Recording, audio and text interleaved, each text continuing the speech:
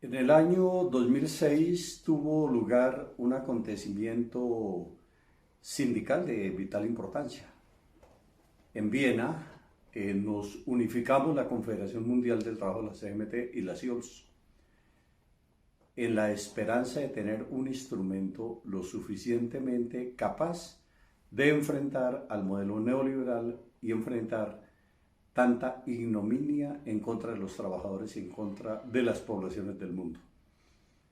Nacía una esperanza de una situación que significara en efecto tener un instrumento al servicio de la clase trabajadora mundial. Posteriormente tuvieron lugar procesos de unificación en las diferentes regiones del mundo, entre ellos en la región de las Américas la unidad entre la CLAD y la ORIT. Transitamos durante algún tiempo este camino, sin embargo no cuajó, diciéndolo en términos populares, esa unificación, porque para nosotros el sindicalismo debe ser profundamente independiente. El sindicalismo tiene que ser autónomo, el sindicalismo tiene que ser soberano. Y en el momento en que una organización se dedica a defender gobiernos, como ocurrió con el caso de Venezuela, como ocurrió con el caso de Brasil, como ocurrió con el caso de Ecuador, la misma Nicaragua, se desnaturalizó esa independencia del sindicalismo. Por ello, a pesar de haber realizado muchos esfuerzos, en la CSA no fue posible que nos escucharan y entendieran que nosotros queríamos asistir a un proceso de unidad sindical basado en un sindicalismo de valores y de principios, y no al servicio de ningún gobierno, ni mal llamado socialista, ni ningún gobierno mal llamado progresista. De lo que se trata es de preservar la autonomía, la independencia del movimiento sindical. En esas condiciones, y como quiera que no fuimos escuchados, entonces no nos quedó otra alternativa que en un congreso de la CSA hace ya prácticamente 4 años, nos viéramos en la penosa obligación de retirarnos un grupo de organizaciones, 12 en concreto, y que posteriormente, al no encontrar en la CSI, en nuestra organización mundial, una respuesta a esos requerimientos de independencia, de soberanía del movimiento sindical, nos llevó a la constitución de Alternativa Democrática Sindical de las Américas. Sindicalismo de valores, sindicalismo de principios, sindicalismo comprometido con los intereses de la clase trabajadora y del pueblo en la región de las Américas. Hoy somos 25 organizaciones, en cabeza de la CTM de México, en cabeza de la Confederación Revolucionaria de Obreros y Campesinos de México, la CROC, Fuerza Sindical, la CGT de Colombia y un conjunto de organizaciones en el Cono Sur, en Centroamérica, en el Caribe, que hoy estamos de cara a, conjuntamente con la región andina, seguir impulsando ese sindicalismo de valores y principios. Nosotros le planteamos a la CSI que nosotros queríamos mantenernos dentro de ese esfuerzo de unificación del sindicalismo mundial, pero fuimos expulsados de la CSI, inclusive hasta quienes habíamos dicho que si las reglas del juego no estaban suficientemente claras, preferíamos renunciar a la CSI.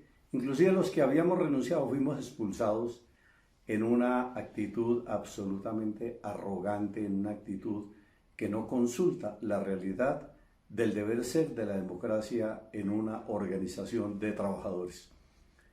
Y hemos venido trabajando en medio de grandes dificultades.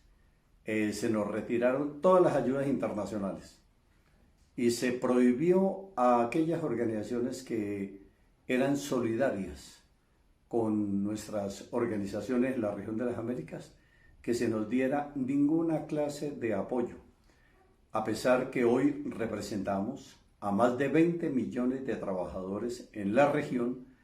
Se han ejecutado toda clase de maniobras para impedir que nuestra organización sea aceptada como corresponde en el seno de la Organización Internacional del Trabajo, en una actitud antidemocrática, en una actitud que definitivamente no consulta el deber ser de la democracia. Esto es conocido de todas nuestras organizaciones. Lo dialogamos con el director general de la OIT, el compañero Guy Ryder, quien se reunió en 4 ocasiones, por lo menos, con delegaciones de la Alternativa Democrática Sindical de las Américas. ¿Y qué fue lo que él nos manifestó en varias de esas reuniones? Que teníamos el legítimo derecho de pertenecer a la OIT, que nosotros habíamos cumplido con todos los requisitos, que habíamos hecho llegar toda la documentación requerida, pero lamentablemente en la última reunión del Consejo de Administración que hubo, en unas condiciones inexplicables, se niega el ingreso de Alternativa Democrática Sindical de las Américas a la OIT. Es una negativa que no tiene ninguna clase de presentación, pero yo lo quiero decir con muchísima franqueza.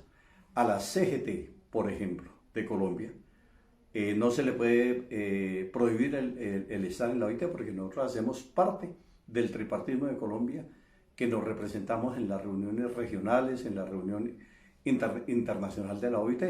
Y lo mismo ocurre con las demás organizaciones de ADS. Es decir, de manera muy directa estamos dentro de la OIT. Entonces, ¿cuál es el temor que se tiene para que una organización pueda defender los derechos de los trabajadores? Hoy nosotros actuamos conforme a lo que es la problemática de los trabajadores o en Brasil, o en México, o en Paraguay, o en Chile, o en Perú, en Ecuador, en Venezuela, en los diferentes lugares.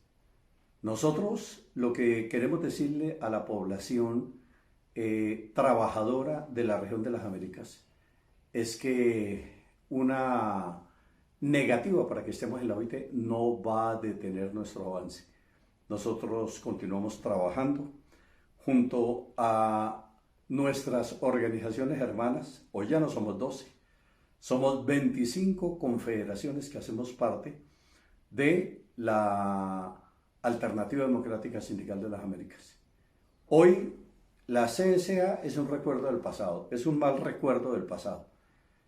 Y consideramos nosotros que si la CSI fuera lo suficientemente inteligente, tendría que, si así lo solicitáramos, analizar si nosotros podemos estar o no estar dentro de esa organización, si ese fuera una solicitud unificada por parte de las organizaciones de ADS. ¿Bajo qué consideración nos podrían negar el ingreso? Si representamos los derechos de la clase trabajadora en sus diferentes expresiones, pues, organizaciones de industria, organizaciones de profesionales, organizaciones campesinas, organizaciones de afrodescendientes, de pueblos indígenas, del sector agroindustrial, de todos los sectores de la economía y del aparato productivo. Eso es lo que nosotros representamos en cada uno de los países. Y lo que es todavía más diciente es que la burocracia internacional nos niega el ingreso. Pero qué tan raro que en los países, por ejemplo en Colombia, nosotros actuamos conjuntamente con los compañeros de la CUT, con los compañeros de la CTC, afiliados a la CSA. Y así ocurre en los diferentes países de la región latinoamericana caribeña y en la región de las Américas en general. Consecuencialmente, ¿cuál es la razón? ¿Cuál es el temor? Inclusive con varios de los compañeros de las organizaciones internacionales compartimos espacios, no solamente en la OIT, sino en congresos internacionales, en diferentes instancias. Por lo tanto, nos parece a nosotros que al practicar nosotros en la ADS un sindicalismo de valores, un sindicalismo de principios, un sindicalismo comprometido con los sectores más vulnerables, con los sectores más empobrecidos, eso nos da una categoría muy especial en el contexto de las luchas de la clase trabajadora. varios compañeros que estuvieron durante mucho tiempo con nosotros en la CLAC, hoy están en la CSA. Y cuando uno se encuentra con ellos, son muy fraternales en el trato. Entonces, ¿por qué no le exigen a sus dirigentes que tengan un tratamiento distinto?